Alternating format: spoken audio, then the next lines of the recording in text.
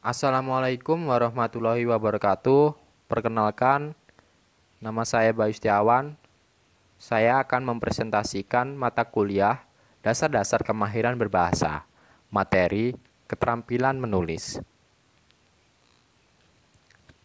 A. Definisi keterampilan menulis. Keterampilan menulis merupakan salah satu jenis keterampilan berbahasa yang harus dikuasai oleh peserta didik. Berikut definisi menurut pendapat beberapa ahli.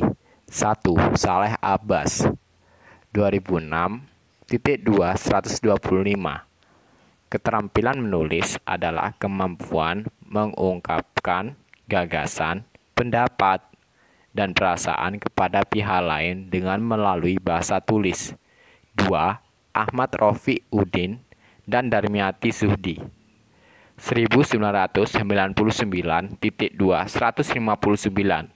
Keterampilan menulis merupakan suatu keterampilan menuangkan pikiran, gagasan, pendapat tentang sesuatu, tanggapan terhadap suatu pernyataan keinginan, atau pengungkapan perasaan dengan menggunakan bahasa tulis.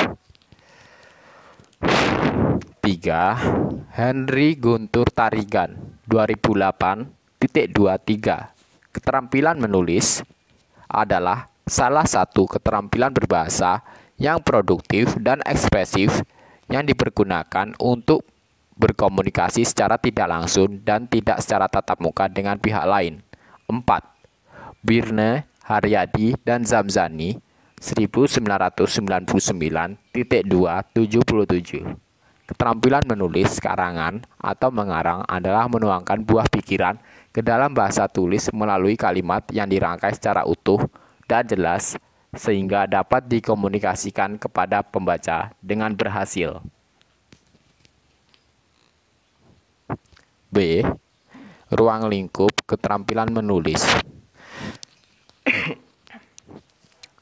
Keterampilan menulis ini mencakup berbagai kemampuan.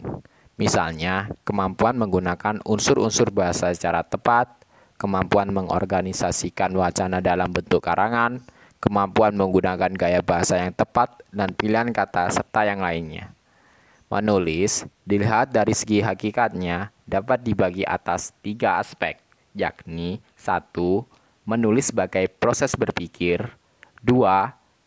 Sebagai proses berpikir melalui serangkaian aktivitas, dan ketiga, menulis sebagai proses berpikir meliputi serangkaian aktivitas berkaitan erat dengan membaca.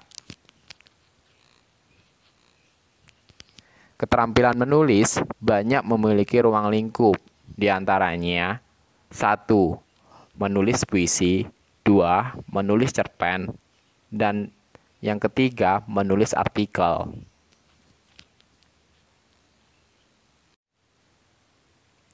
C. Hubungan keterampilan menulis dengan kemahiran berbahasa.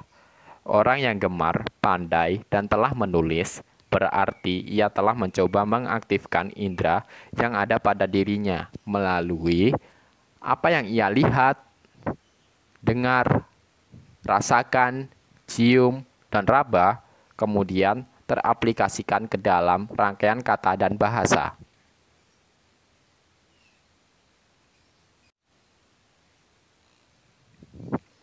D. Hubungan keterampilan menulis dengan 3 aspek keterampilan berbahasa lainnya. 1. Hubungan menulis dengan membaca. Menulis dan membaca adalah kegiatan berbahasa tulis. Pesan yang disampaikan penulis dan diterima oleh pembaca dijembatani melalui lambang-lambang bahasa yang dituliskan. Membaca dan menulis merupakan suatu kegiatan yang menjadikan penulis sebagai pembaca dan pembaca sebagai penulis. 2. Hubungan menulis dengan menyimak. Pada saat menulis, seseorang membutuhkan inspirasi, ide, atau informasi untuk tulisannya. Informasi dapat diperoleh dari berbagai sumber, tercetak seperti buku, dan sumber tak tercetak seperti televisi. Jika dari sumber tercetak informasi diperoleh dengan cara membaca, maka dari sumber tak tercetak perolehan informasi dilakukan dengan cara menyimak. 3. Hubungan menulis dengan berbicara. Menulis merupakan kegiatan berbahasa tak langsung, sedangkan berbicara merupakan kegiatan berbahasa yang bersifat langsung. Artinya, penulis dan pembicara berperan sebagai penyampai atau mengirim pesan kepada pihak lain. Pesan yang disampaikan melalui media tulisan dapat diperoleh dari hasil berbicara. Dan sebaliknya, seseorang berbicara dapat mengambil konsep atau informasi dari hasil tulisan sendiri atau orang lain. Implementasi keterampilan menulis. Penerapan keterampilan menulis dapat menggunakan berbagai metode seperti 1. Metode langsung. Metode pengajaran langsung dirancang secara khusus untuk mengembangkan belajar siswa tentang pengetahuan prosedural dan pengetahuan deklaratif yang terstruktur dengan baik dan dipelajari selangkah demi selangkah. 2. Metode komunikatif. Desain yang bermuatan metode komunikatif harus mencakup semua keterampilan berbahasa. Setiap tujuan diorganisasikan dalam pembelajaran. Setiap pembelajaran dispesifikasikan ke dalam tujuan konkret yang merupakan produk akhir. Sebagai contoh, metode komunikatif dapat dilakukan dengan teknik menulis dialog. 3. Metode integratif. Integratif berarti menyatukan beberapa aspek ke dalam satu proses. Integratif dibagi menjadi 2 bidang, yaitu interbidang studi dan antarbidang studi. Interbidang studi artinya beberapa aspek dalam satu bidang studi diintegrasikan. Sebagai contoh, menulis diintegrasikan dengan berbicara dan membaca. Adapun antarbidang studi artinya pengintegrasian bahasa Indonesia dengan matematika. Itu antarbidang studi. 4. Metode tematik. Dalam metode tematik, semua komponen materi pembelajaran diintegrasikan ke dalam tema yang sama dalam satu unit pertemuan. Siswa berangkat dari konsep ke analisis atau dari analisis ke konsep kebahasaan, penggunaan, dan pemahaman. 5. Metode konstruktivistik. Asumsi sentral metode konstruktivistik adalah belajar itu menemukan.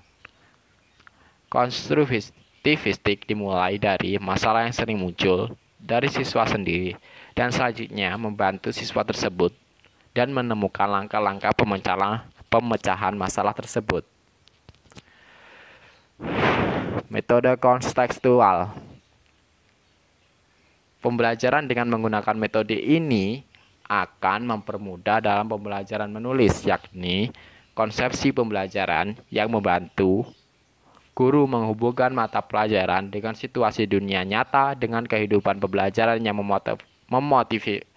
memotivasi siswa agar menghubungkan pengetahuan dan penerapannya dengan kehidupan sehari-hari.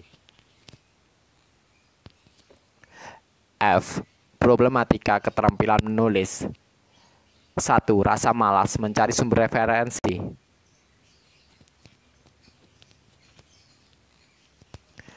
2. Krisis ide.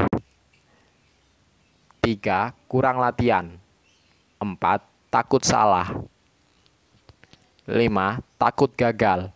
6. Finansial atau honorarium. Demikian presentasi dari saya. Sekian dan terima kasih.